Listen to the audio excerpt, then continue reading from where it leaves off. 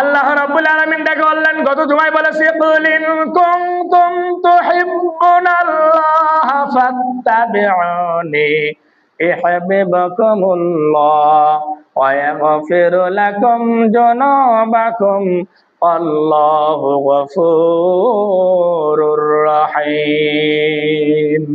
আল্লাহ তাআলা ডেকে বললেন, কুল, আমাদের সিগা আদেশ করলেন, হে নবী, আপনি আপনার উম্মতদেরকে বলে দিন, কি বলবে? ইন কুনতুম তুহিব্বুনাল্লাহ, তারা যদি আমি আল্লাহকে ভালোবাসতে চায়, আমি আল্লাহকে পাইতে চাই, ফাত্তাবিউনি, তাহলে তারা যেন আপনি নবী, আপনি মুহাম্মদ সাল্লাল্লাহু আলাইহি ওয়াসাল্লামের অনুসরণ করে। আল্লাহ তাআলা বললেন, অনুসরণ যদি আপনার করে তাহলে কি হবে? ফাত্তাবিউনি ইউহিব্বুকুমুল্লাহ, আমি আল্লাহকে ভালোবাসার হয়ে যাবে, ভালোবাসার মান পেয়ে যাবে, আমি আল্লাহকে ভালোবাসা হয়ে যাবে। ওয়া ইয়াগফির লাকুম যুনুবাকুম, শুধু তাই না, আমি আল্লাহ রাব্বুল আলামিন ক্ষমা করে দিব যুনুবাকুম, তাদের অপরাধ সমূহ। ওয়া ইয়াগফির লাকুম যুনুবাকুম আল্লাহু গফুরুর রহিম, আল্লাহ ক্ষমাশীল, দয়ালু। সুবহানাল্লাহ বলেন। মুসলমান অনুসরণ কারে করলাম? রাত্রে 1টার দিকে খেলাম, এশার নামাজ বাদ দিয়ে ঘুম পাড়তে গেলাম, ঘুম পারলাম। কি ব্যাপার? রাত 1টার দিকে খেলা আছে, রাত 1টার দিকে খেললো, বেচারা তাহাজ্জুদের সময় চলে আসলো, তাহাজ্জুদের সময়কে পরোয়া করলো না, ঘুমের মধ্যে চলে গেল। এখন বলেন, প্রত্যেকটা সন্তানের গায়ের মধ্যে দেখা যায় মেসির গেঞ্জি আছে না নাই? কথা বলেন না কেন? ও বললে তো বিপদ, আমি তো কিনে দিছি বেটা। কি বলেন? প্রত্যেকটা সন্তানের শরীরের মধ্যে মেসির গেঞ্জি, ম্যাক্সিমাম সন্তানের শরীরের মধ্যে ব্রাজিলের গেঞ্জি দেখা যায়, আর্জেন্টিনার গেঞ্জি দেখা যায়। আপনি বলেন, মুহাম্মদ সাল্লাল্লাহু আলাইহি সাল্লামের অনুসরণ করেন নাই, অনুসরণ করলেন বেদিনদের, অনুসরণ করলেন মুশরিকদের। গতকালকে আমি ইউটিউবে একটা জিনিস দেখলাম, একজন মহিলা মানুষ বলতেছেন, আমি একদিনে স্বামী ছাড়তে পারি, বয়ফ্রেন্ড ছাড়তে পারি, কিন্তু একদিনের জন্য হলো মেসির সাথে আমি বিবাহ বন্ধনে আবদ্ধ হব। নাউজুবিল্লাহ, বাড়ির যাই বলেন। কারা এরা? এই সন্তান বোঝে নাই, বায়না ধরছে, কিনে দিছেন আপনি। কথা বলেন। টাকা দিয়েছেন আপনি, অথবা আপনি বাধা দেন নাই ক্রয় করার জন্য। সেই দিন কি হবে? এমন বসান দেওয়া হবে যে বসান দুনিয়ার পাবলিক কোনোদিন দেখে নাই। মনে করেছেন ছাড় পাবেন? মুসলমান, হুজুর আকরাম সাল্লাল্লাহু আলাইহি ওয়াসাল্লামের দৌহিত্র আলী বিন হুসাইন, আলী রাদিয়াল্লাহু তাআলা আনহু সন্তান হযরত হুসাইন রাদিয়াল্লাহু তাআলা কারবালা প্রান্তরে শাহাদাতের পেয়ালা পান করলেন শুধু ইসলামকে টিকে রাখার জন্য। প্রথমে বলছিলাম, ইসলাম এমনি এমনি পাওয়া যায় না, অনেক কাঠখড়ি পুরে ইসলাম আসছে। কথা বলেন না কেন? মুসলমান, এই দুনিয়ার বুকে ইসলাম আসার পর ইসলামকে টিকে রাখার জন্য আল্লাহ তাআলা ধাপে ধাপে তার নবীর দরজা বন্ধ করে দিয়েছেন। মা কানা মুহাম্মাদুন নাবা আহাদিন মিন রিজালিকুম ওয়ালাকিন রাসূলুল্লাহ ওয়া খাতামান নাবিয়্যিন। আল্লাহ তাআলা নিজেই বললেন, মুহাম্মদ সাল্লাল্লাহু আলাইহি ওয়াসাল্লাম তোমাদের মধ্যে কোনো পুরুষের পিতা নন, এবং মুহাম্মদ সাল্লাল্লাহু আলাইহি ওয়াসাল্লাম এরপরে আর কোন নবী আসবে না। খাতামান নাবিয়্যিন, আল্লাহর নবী সর্বশেষ নবী। হুজুর আকরাম সাল্লাল্লাহু আলাইহি ওয়াসাল্লাম নিজেও বলেছেন, আনা খাতামান নাবিয়্যিন লা নাবিয়্যা বাদি, আমি শেষ নবী, আমার পর আর কোন নবী আসবে না, আসবে না, আসবে না। এই নবী যদি না আসে ইসলামকে টিকে রাখার জন্য আল্লাহ রাব্বুল আলামিন যুগে যুগে প্রত্যেক 100টি বছর পর এক একজন মুজাদ্দিদ দুনিয়াতে পাঠায় দিবেন। সুবহানাল্লাহ। আর তার কিছু অঙ্গ সংগঠন লোক পাঠায় দিবেন, পীর আউলিয়াকে পাঠায় দিয়ে হক আউলিয়াদের মাধ্যমে দিন ইসলাম প্রচার করেছে। কোথায়? শাহজালাল ইয়ামিনী রহমাতুল্লাহ আলাইহি ইয়ামেন দেশ থেকে একটা জায়নামাজ বিদেশ চলে আসছে বাংলার বুকে। সুবহানাল্লাহ বলেন। মাহিসর আর সুলতান বালকি রহমাতুল্লাহ আলাইহি মাসির পিঠে ধরে চলে এসেছে, কেউ কাসিমের পিঠে চলে এসেছে, কেউ মুসলমান কুমিরের পিঠে চলে এসেছে বাংলাদেশে, দিন ইসলাম প্রচার করছে। কথা বলেন ঠিক কিনা? ও মুসলমান, আল্লাহ রাব্বুল আলামিন এইরকম ধারাবাহিকভাবে লোক পাঠায় দিয়েছে, কোন ইসলামিক দল পাঠায় দিয়েছে, ইমাম আছে, মুয়াজ্জিম আছে, মুফতি আছে, মুহাদ্দিস আছে, মুফাসসির আছে, মাদ্রাসা আছে, মক্তব আছে, বহু আলেম ওলামা আপনার আমার সামনে কোরআনের কথা বলে। এই কোরআনের কথা বাদ দিয়ে এই কোরআনের কথা শুনলেন না, কিন্তু মুসলমান শুনলেন কার কথা? কোন দেশের ইহুদি, কোন দেশের বিজাতি বিধর্মী খেলোয়াড়, তার অনুসরণ করলেন। সে কিভাবে চুল কাটছে ওইভাবে আপনার সন্তান চুল কাটলো, আপনি বাধা দিলেন না। দায়ী কে?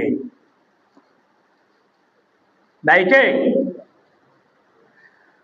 মুসলমান, এমন পরিবেশ বিভিন্ন খবরের মাধ্যমে দেখা যায়, শতকের পর শতক জমি বিক্রয় করে আর্জেন্টিনার ফ্ল্যাগ বানাচ্ছে, পতাকা বানাচ্ছে। শুনছেন না? কথা বলেন, দেখছেন কিনা? বলেন তো লাভ আছে? কোন লাভ? কোন লাভ নাই। আপনার মাথার উপর তো একদিনে দেখলাম না রসুলের সুন্নত টুপিটা উঠাইছেন, একদিনও দেখলাম না রসুলের সুন্নাত জুব্বা আপনার গায়ের মধ্যে দিয়েছেন, দেখলাম না মসজিদের মধ্যে নামাজ পড়েন, আমাদের পর কিছু সময় বসে সুবহানাল্লাহ আলহামদুলিল্লাহ লা ইলাহা ইল্লাল্লাহ জিকির করলেন, তা তো দেখলাম না। ঘন্টার পর ঘন্টা অপেক্ষা করলেন, খেলা দেখলেন। ও মুসলমান, এইটা মুহররমের চাঁদ, এই চাঁদের কথা একটু মনে করবেন। গত জুমায় বলেছিলাম আল্লাহর নবী সাল্লাল্লাহু আলাইহি ওয়াসাল্লাম এই মাস যদি আসতো আর এই মাসে যদি মুহররমের 10 তারিখ শুক্রবার পড়তো, হুজুর আকরাম সাল্লাল্লাহু আলাইহি ওয়াসাল্লাম একটু ঘাবড়ে যেতেন, টেনশন করতেন, কারণ জুমার দিন, মুহররমের 10 তারিখ পড়বে শুক্রবার দিন, আর ওই দিনই হবে কিয়ামত। ও যদিও এখন কিয়ামত হবে না, তারপর আপনাকে একটু চিন্তা করতে হবে, এই বছরে কিন্তু মুহররমের 10 তারিখ পড়তেছে আগামী শুক্রবার। এবছর মুহররমের 10 তারিখ কোন দিন পড়তেছে? আগামী শুক্রবার। এই দিনে ছেড়ে দেন মাতম করা, ছেড়ে দেন আমরা শোকাহত। কথা বলেন, আমরা হুসাইনি সৈনিক, আমরা শোকাহত। মাতম করা ছেড়ে দেন, পাগলামি ছেড়ে দেন, জিন্দির দিয়ে চ্যান্দেরীদের শরীরের মধ্যে আঘাত করার বলে হাই হুসাইন হাই হুসাইন। ইসলাম এইটা চায় না। কথা বলেন, চায়? বাজি ফুটানো চায় না। এলাম মুশরিকদের চরিত্র, ইহুদিদের চরিত্র। তারা মুসলমানদেরকে ধ্বংস করেছে, আনন্দ প্রকাশ করার জন্য চেষ্টা করেছে। তারা করবে, কোন মুসলমান এটা করতে পারে না।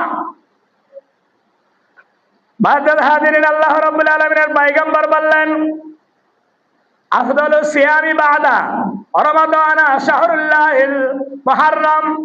আল্লাহর নবী বললেন, রমজানের পর সর্বোত্তম যে মাসের রোজা সেটা হলো মুহররম চাঁদের রোজা। 10টা রোজাও কেউ করতে পারে, অনেকে আছে, থাকতেই পারে।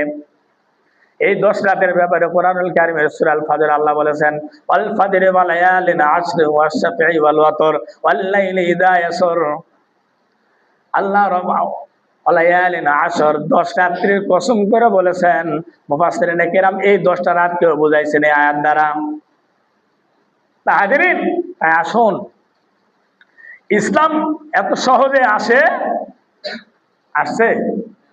এক হাতে তসবিহ আর এক হাতে তরবারি, গৌর গোবিন্দর বিরুদ্ধে আল্লাহর ওলি জিহাদ করেছেন। সুবহানাল্লাহ বলেন।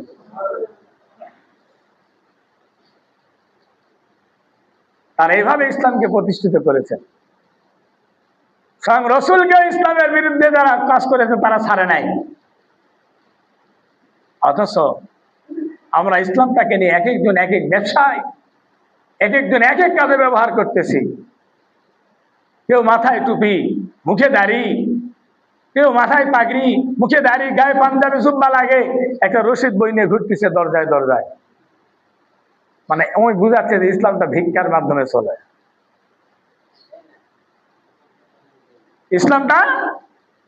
ইসলাম কি আসলে এইভাবে আসছে?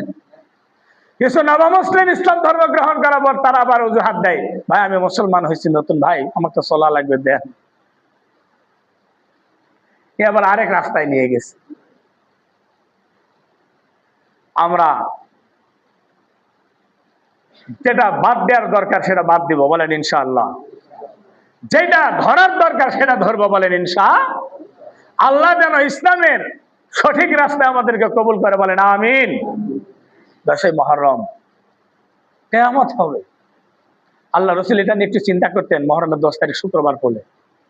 আপনারা একটু ভয় করা দরকার, আমাদের একটু ভয় করা, না জানি কি হয়।